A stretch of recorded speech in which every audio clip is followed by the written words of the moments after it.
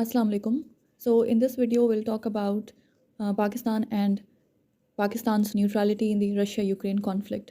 So हम ये बात जानते हैं कि पाकिस्तान पर एक्सटर्नल प्रेशर है काफ़ी ज़्यादा from United States and it's western allies कि पाकिस्तान को न्यूट्रल नहीं रहना है इन दी रशिया यूक्रेन कॉन्फ्लिक्ट और उसे ओपनली कंडेम करना है रशियन एग्रेशन को।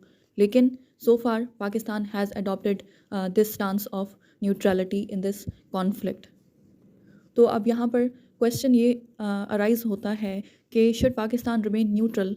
तो इसका सिंपल सा जवाब है दैट इज़ यस, कि पाकिस्तान मस्ट रिमेन न्यूट्रल। और ऐसा क्यों होना चाहिए? बिकॉज़ यही पाकिस्तान के इंटरेस्ट्स के लिए ज़रूरी है। क्योंकि अगर पाकिस्तान न्यूट्रल नहीं रहता और वो सपोर्ट करता है रशिया को, दैट मीन्स के it is standing against US and the entire Europe, जो कि ऑब्वियसली पाकिस्तान के लिए एक फेवरेबल ऑप्शन नहीं है, क्योंकि हमारे काफ़ी ज़्यादा इकोनॉमिक टाइज़ हैं with the West and Europe. US हमारा बिगेस्ट ट्रेडिंग पार्टनर भी है।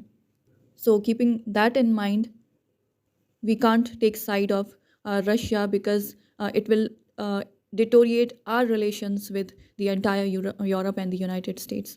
और साथ ही अगर हम ये कहते हैं कि पाकिस्तान को न्यूट्रल नहीं रहना चाहिए और उससे वेस्ट और यूएस का साथ देना चाहिए और ओपनली कंडेम करना चाहिए रशिया को, तो इन दैट केस पाकिस्तान का क्या नुकसान होगा कि उसके रशिया से एक बार फिर ताल्लुकात ख़राब हो जाएंगे, जो कि काफ़ी अरसे बाद एक बेहतरी की जानिब बढ़े हैं। So in the long term it will hurt Pakistan interest in the region and in the global politics. So इन दोनों टेरेबल सिचुएशन से बचने के लिए ये बहुत ज़्यादा ज़रूरी है कि पाकिस्तान न्यूट्रल रहे इस कॉन्फ्लिक्ट में। और यहाँ पर कुछ लोगों की जानिब से ये कहा जाता है कि पाकिस्तान को अपनी पॉलिसीज़ ऐसे डिज़ाइन करनी चाहिए कि जिससे यूएस अपसेट ना हो। So there is a question कि why should we do that? Why are we always afraid of the other foreign countries? हमें क्यों हमेशा ये डर और खौफ रहता है कि अगर हमने उनका साथ नहीं दिया तो in that case they will be strict towards us. Why are we so much dependent on them for our own needs? So there is a need to realize कि Pakistan must come out of this psychological phobia. क्योंकि if you don't do that तो उस case में क्या होगा कि आप हमेशा शॉर्ट टर्म गेंस के लिए अपनी पॉलिसीज़ अडॉप्ट करोगे और उन शॉर्ट टर्म गेंस की वजह से in the long term you will hurt your country, which is obviously not the way to survive. अब पाकिस्तान को अपनी फॉरेन पॉलिसी में और अपनी तमाम डोमेस्टिक पॉलिसीज़ में अपने नेशनल इंटरेस्ट को मद्देनज़र रखना होगा, बजाय इसके कि वो ये सोचे कि कौन सा कंट्री हमारा ये काम करने से अपसेट होगा या कौन सा कंट्री हमारे ये पॉलिसी अडॉप्ट करने से खुश होगा। We just have to see our own national interest. इससे पहले हम जानते हैं कि 1950s में पाकिस्तान एक security centric foreign policy adopt करता है। उस टाइम पाकिस्तान एक वीकर कंट्री था जिसको बहुत ज़्यादा सिक्योरिटी खदशात लाहक थे और इंडिया से। And at that time Pakistan was supported by the United states और यूएस की जानिब से हमें मिलिट्री सपोर्ट दी गई और फाइनेंशियल सपोर्ट प्रोवाइड की गई एट दैट टाइम। और फिर उसके एक्सचेंज में, उसके बदले में हमने यूएस के साथ अलाइनमेंट की against Russia. But at that time, India remained neutral. It did not align with any country. और उस टाइम में भी इंडिया ने अपने ताल्लुकात को बैलेंस किया between Russia and the United States. So हम जानते हैं कि उस वक्त हमें कहीं ना कहीं किसी स्ट्रॉन्गर कंट्री की सपोर्ट की बहुत ज़्यादा ज़रूरत थी to protect ourselves and to protect and preserve our territorial integrity. लेकिन उस वक्त हमें ये था कि अगर कल को हमारा इंडिया के साथ कोई भी कॉन्फ्लिक्ट होता है तो यूएस विल प्रोटेक्ट अस और provide us monetary and weaponry support. लेकिन तब हमें जब 1965 की जंग होती है तो पाकिस्तान डिसइल्यूजन हो जाता है इस मामले में, क्योंकि यूएस की जानिब से पाकिस्तान को एज सच कोई सपोर्ट प्रोवाइड नहीं की जाती। और हम देखते हैं कि पाकिस्तान काफ़ी ज़्यादा हेल्प करता है यूनाइटेड स्टेट्स की in achieving its objectives in the region. जैसा कि पाकिस्तान ने यूएस के लिए एक बहुत ही इम्पोर्टेंट रोल प्ले किया in the Afghan Soviet war. उसके बाद रशिया की डिसइंटीग्रेशन के बाद एक नया दौर शुरू होता है एंड फिर ग्लोबल वॉर ऑन टेरर का एरा स्टार्ट होता है और उसमें भी Pakistan plays a very important role for the United States and for the US objectives. और कहीं ना कहीं पाकिस्तान को तब ज़रूरत थी कि वो यूएस का साथ दे। और Pakistan had the security concerns from the hostile India, तो उनको मद्देनज़र रखते हुए और यूएस की सपोर्ट के लिए Pakistan remained aligned with and remained a major ally of the United States. लेकिन उसके बाद जैसे ही ये सेंचुरी स्टार्ट होती है एंड यूनाइटेड स्टेट्स ये फील करता है कि अब इंडिया इस काबिल बन चुका है एंड वो इस बात के लिए राज़ी है कि वो यूएस का एलाय बने इस रीजन में, तो फिर क्या होता है कि US starts building strategic partnership with India despite the fact that Pakistan जो कि उसका मेजर एलाय रहा है in the Afghan Soviet war and in the global war on terror, उसके काफ़ी ज़्यादा सिक्योरिटी कंसर्न्स हैं, सिक्योरिटी थ्रेट्स हैं फ्रॉम इंडिया। तो पाकिस्तान को कम्प्लीटली इग्नोर करते हुए यूनाइटेड स्टेट्स अपनी मुख्तलिफ डील्स करता है इंडिया के साथ, जैसा कि India and US come closer on many platforms such as they sign nuclear deals, they sign space deals and defense pacts। ये तमाम एग्रीमेंट्स इंडिया को बहुत ज़्यादा स्ट्रॉन्ग बनाते हैं अगेंस्ट पाकिस्तान एंड एक्चुअली ये काफ़ी ज़्यादा स्ट्रेटेजिक बैलेंस को डिस्टर्ब करता है इन दी साउथ एशियन रीजन, जिससे एक fragile state of stability create होती है इन दी साउथ एशियन रीजन। और पाकिस्तान के security concerns and security threats from India मज़ीद बढ़ जाते हैं। और हम देखते हैं कि पाकिस्तान अपना ये कंसर्न एक्सप्रेस करता है यूएस के आगे, लेकिन पाकिस्तान के कंसर्न्स को इग्नोर किया जाता है बाय द यूनाइटेड स्टेट्स और इंडिया को फिर भी हर तरह की सपोर्ट प्रोवाइड की जाती है। जैसा कि हम कुछ रिसेंट पिछले सालों के एग्जांपल्स देखें तो हमें पता चलता है कि इंडिया ने रशिया से S-400 डिफेंस मिसाइल सिस्टम जो है एक्वायर किया without any sanctions imposed by the United states. और उसके बाद हम देखते हैं कि इससे मज़ीद कन्वेंशनल एसिमेट्री पैदा हो जाती है in the south Asian region.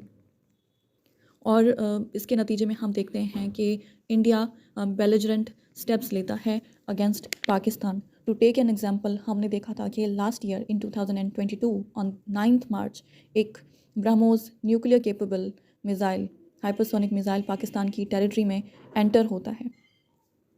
और ये इंडिया की जानिब से एक ऐसा स्टेप था that could have led to a nuclear war, लेकिन पाकिस्तान ने बहुत सेंसिबली इस मैटर को हैंडल किया एंड बाद में फिर इंडिया की जानिब से ये स्टेटमेंट दिया जाता है कि इट वाज एक्सीडेंटल।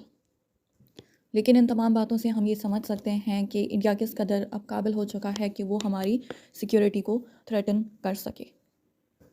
और यहाँ पर हमें ये बात समझने की ज़रूरत है कि यूएस हमेशा अपने नेशनल इंटरेस्ट के लिए काम करता है, उसके लिए अपने ऑब्जेक्टिव्स सबसे ज़्यादा इम्पॉर्टेंट है, उसे जब जो करना होगा वो करके रहता है।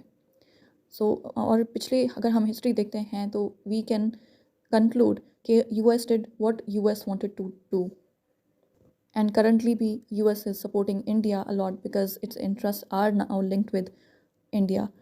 इंडिया के साथ उसके काफ़ी ज़्यादा इंटरेस्ट लिंक्ड हैं क्योंकि अब यूएस मेजर ऑब्जेक्टिव ये है कि वो चाइना को कंटेन करे और उसके लिए उसका बेहतरीन एलाय उसके लिए इंडिया ही साबित हो सकता है in this Indo Pacific region.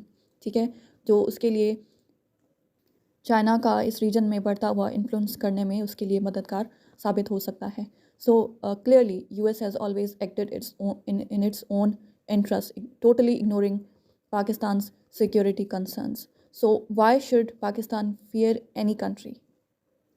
So there is a need that Pakistan must come out of this psychological phobia, this dependency on the West and the United States. और हमें अब दूसरे कंट्रीज़ से खुद को बचाने के लिए दूसरे कंट्रीज़ पर डिपेंड नहीं करना चाहिए, उनसे कुछ ज़्यादा एक्सपेक्टेशंस नहीं रखनी चाहिए। और इस चीज़ से निकलने के लिए बहुत ज़रूरी है कि we should identify the issues in bilateral framework and we should engage with states in specific matters. जैसा कि यहाँ पर हम ईरानियन से भी ये लेसन्स लर्न कर सकते हैं कि एक तरफ उनका अमेरिका के साथ बहुत बड़ा कॉन्फ्लिक्ट है, they both are against each other, लेकिन at the same time on the other side they support each other in the Afghan issue. और यहाँ पर इन दोनों का कन्वर्जेंस ऑफ इंटरेस्ट ये है कि अफ़गानिस्तान से टेररिज्म को एलिमिनेट किया जाए। So on this issue, they are ready to cooperate with one another despite the fact that they are both enemies. और यहाँ पर हमें ये बात समझने की ज़रूरत है कि सबसे ज़्यादा हमें अपने नेबरिंग एरियाज़ के लिए, नेबरिंग कंट्रीज़ के हवाले से कंसर्न्ड होना चाहिए।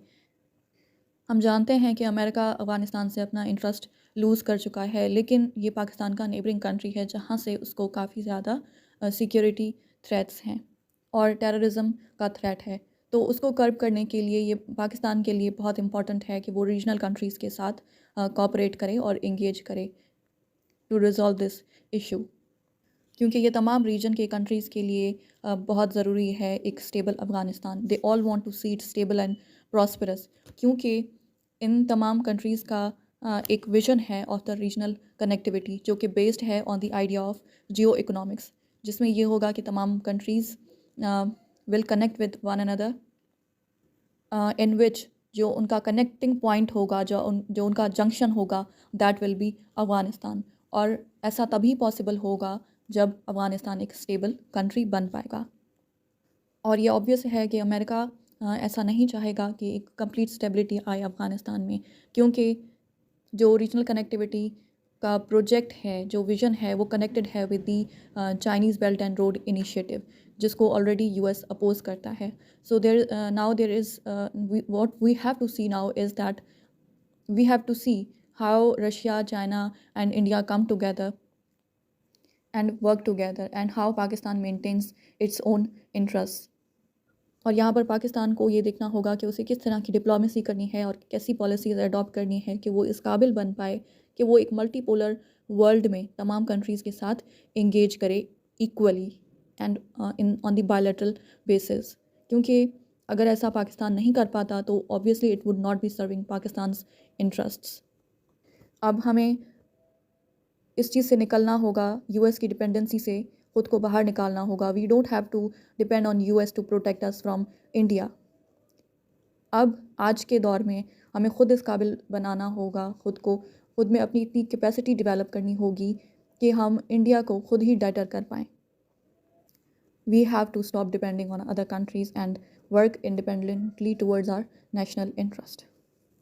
So this is one thing that Pakistan must learn and should remain neutral in the Russia-Ukraine conflict. So in this video we discussed should Pakistan remain neutral or not. All right.